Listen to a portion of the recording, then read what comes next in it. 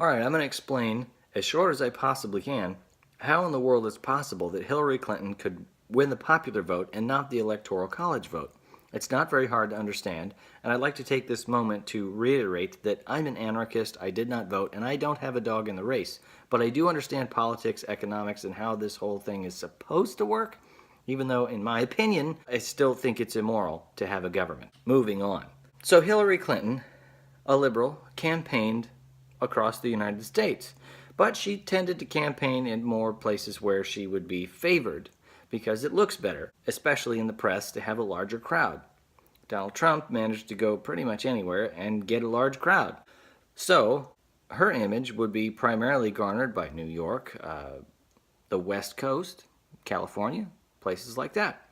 So if she's going to campaign in places where it's mostly liberal anyways, and California, I swear to God, if the liberal candidate ate a puppy on stage, they'd still vote for them because they said they were liberal.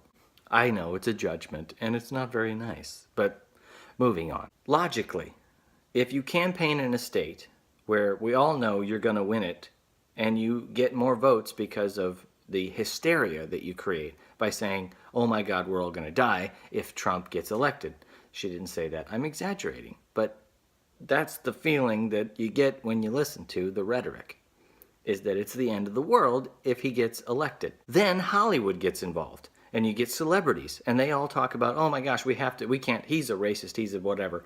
And they say all the same rhetoric that the mainstream media, which is no longer trusted, says. So where do they say this stuff from? Hollywood.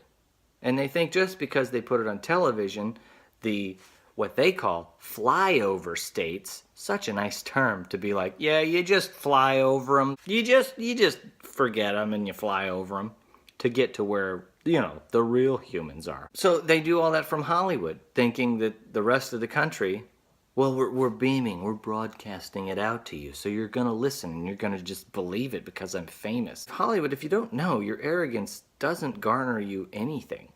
In fact, it makes people not want to listen to you. Moving on. So you've got Hillary in liberal states pushing her agenda. Hollywood in a liberal state pushing the same agenda. And they're creating this dire need to vote. Their constituents are going to go, oh yeah, it's probably more important. Which, by the way, in the past, the previous election didn't have the same voter turnout as it did this time. And that's both sides. What that means is, if you got a few million more in the same states you were going to win to come out and vote, that's a losing strategy. You need to get more votes in states that you weren't going to win. If that's the way you want to play the game, you're going to fail. To think that, well, because 2-3 million more people voted for Hillary Clinton overall, yes, the population of California and New York is tremendous. That doesn't mean they should get to bully everyone in the United States. I get the irony that I am saying this, and I don't even believe that democracy is moral, because I don't think that a minority should get bullied by a majority. Technically speaking, gang rape is a majority against a minority, so it's no different, in my opinion, aside from what you might think makes me crazy. The point is, it's very simple. If you get a load of more votes in the same state you're going to win, you wasted all of your time and your effort for an image that then you managed to get people outraged and in the streets and punching and actually killing people. People have died over this. And you think the rest of the country is going to take you seriously when there are people who, because they were Trump supporters, they were beaten to death. I think government's immoral.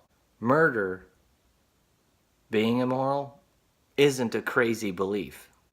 In the end, my point is, if you don't understand the very simple math, very simple, of why piling more votes in a state you're already going to win doesn't equal a win, then I'm actually kind of glad you didn't win, because that actually answers a lot of questions as to why we're in such dire straits financially in this country.